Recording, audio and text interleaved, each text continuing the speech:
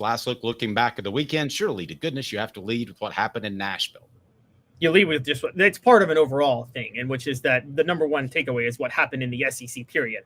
3 undefeated teams fell on the road, 2 to unranked foes. Alabama losing to Vanderbilt is the story of the weekend, which was crazy, obviously. But honestly, Tennessee losing to Arkansas wasn't far behind.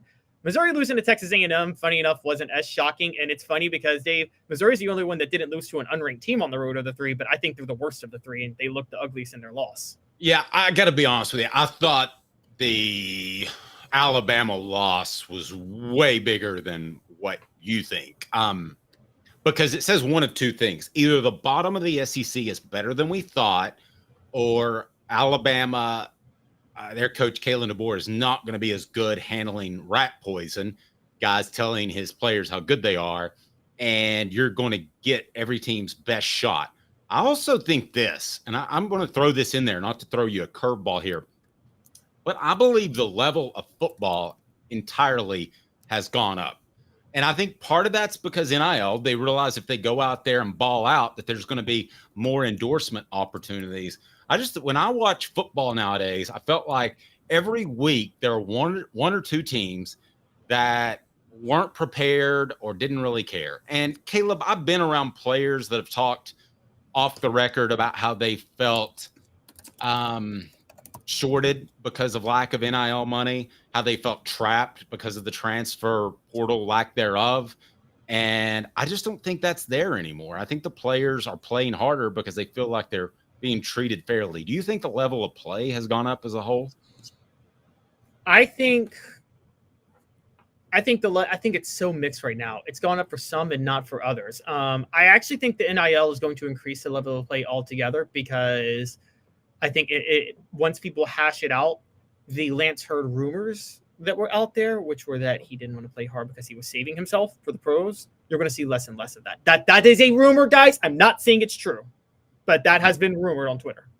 Yeah. Well, the flip side is that would be they forced themselves out there when they're hurt, which I don't think either one of us would endorse. So our public stance is we trust Lance Hurd. We trust his representation, be it his parents or whatever, that if he wasn't ready to play, he wasn't ready to play. And there's a history. Don't trust his ability.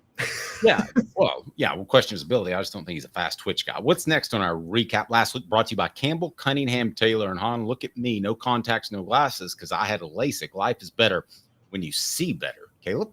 All right, so other teams that were in the playoff race that had one loss, Michigan and USC, both suffer their second loss, both to unranked teams. Michigan lost to Washington out in the Northwest. I don't know if that's as bad because that's in Seattle. That's just can be tough. But USC losing to Minnesota, man, that Lincoln Riley's back in some trouble. No, I agree completely. There's big time trouble for Lincoln Riley. And say what you want, if you will, but at least Josh Heupel is not Lincoln Riley. His defense isn't just allowing people to go up and down the field. So you give up 24 points to Minnesota. That's pretty embarrassing. And my goodness, you're seeing now people call for Lincoln Riley's job. This is what you get when you pay a guy $10 million a year to come in and he doesn't have immediate results. Lincoln Riley has lost 7 of his last 12 games. I'm sorry, but that includes a Pac-12 schedule or whatever is a Pac-2 or whatever it was last year. And now you're in the Big Ten. You knew that. You should be more physical defensively. You're not. I think he took the USC job for one reason. The big market, make yourself hireable by the NFL. But the way it's shaken out now, I think he's barely going to be hireable by Kent State. All right, what's next? Yep.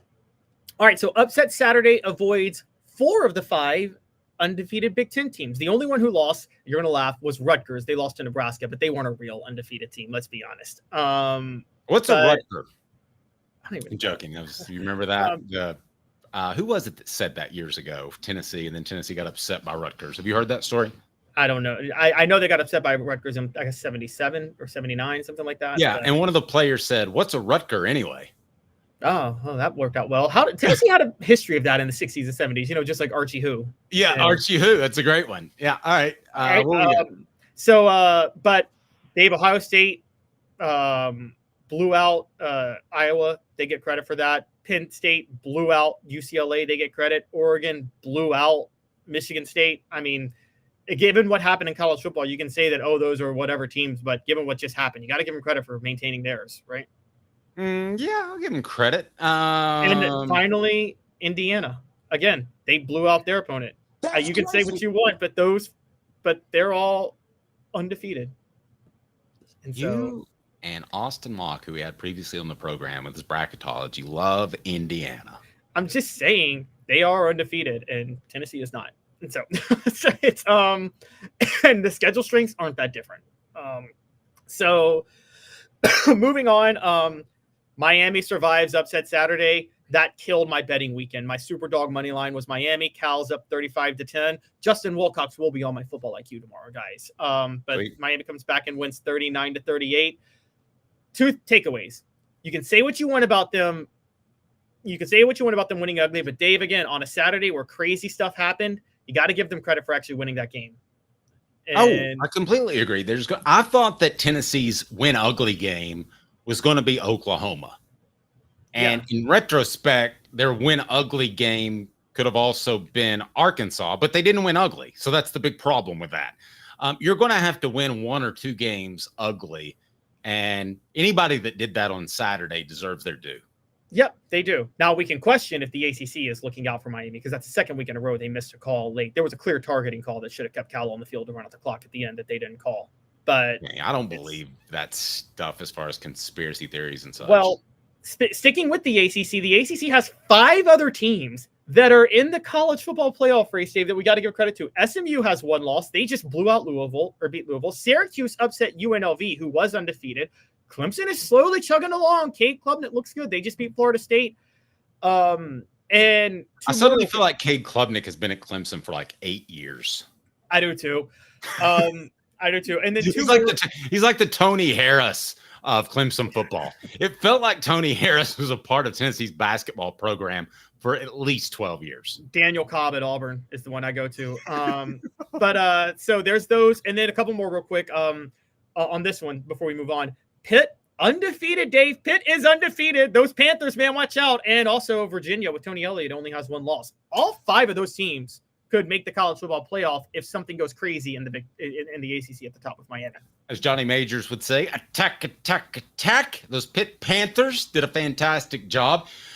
And I miss the days. Who misses the days of a true coach's show? I was thinking about that Sunday. Wouldn't you like to see Josh Heupel sit there and actually talk about the game on his show instead of see a well-packaged feature about the backup long snapper?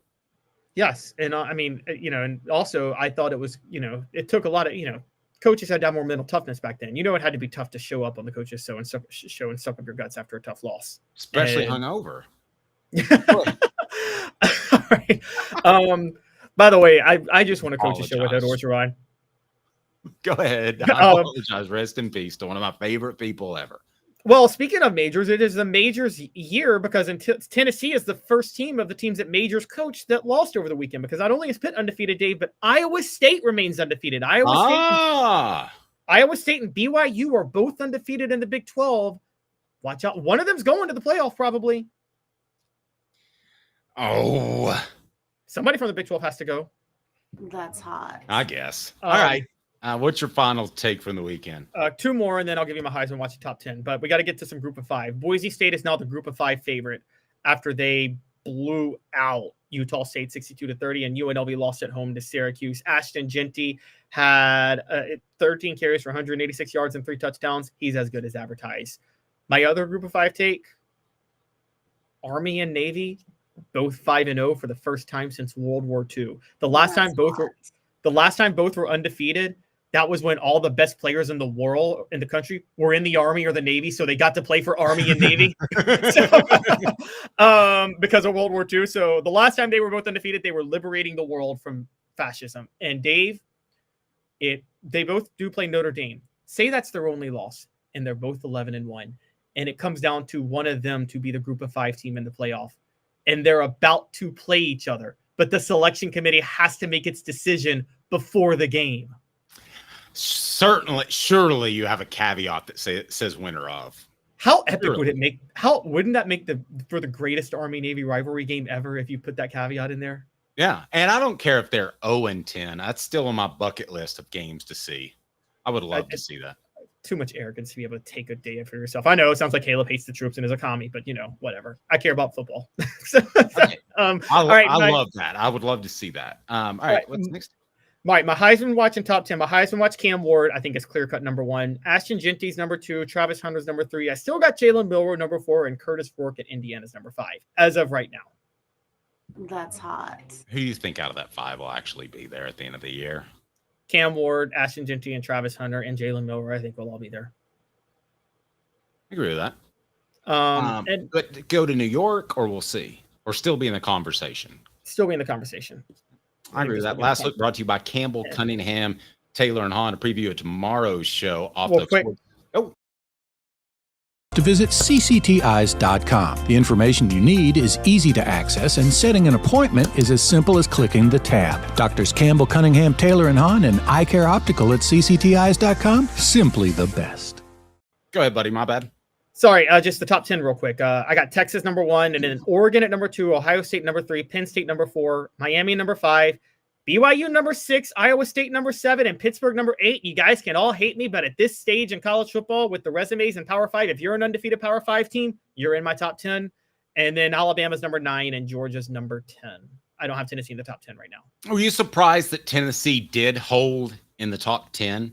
I thought, honestly, they would drop to 12 or 13. I was kind of shocked. I was, but honestly, I give the AP voters credit because I think they were, again, I don't do eye tests for my rankings in my top 10. I just do resume. And I think, but if AP voters do like to use eye tests, and if you use eye tests, you do know that Arkansas was a much better team than their 2-loss record indicated. Yep, I agree.